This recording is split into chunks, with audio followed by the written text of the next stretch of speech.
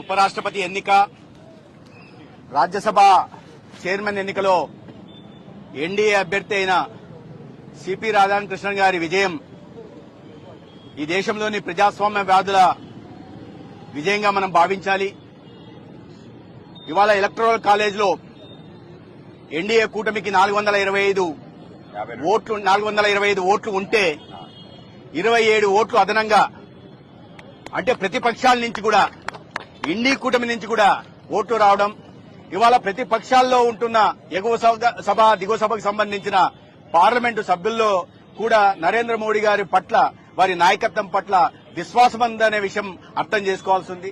గతంలో అనేక రాష్ట్రాల్లో గాని పార్లమెంట్లో గాని అప్రతిహతంగా భారతీయ జనతా పార్టీ నేతృత్వంలోని ఎన్డీఏ ప్రభుత్వం విజయాలు సాధిస్తున్నప్పుడు ఈవీఎం తప్పులని, ఓట్ చోరీ అని అబద్దపు ప్రచారాలు చేసిన రాహుల్ గాంధీ ఇతర ఇండీ కూటమి నాయకత్వానికి కూడా ఈ విజయం చెంపపెట్టు లాంటిది.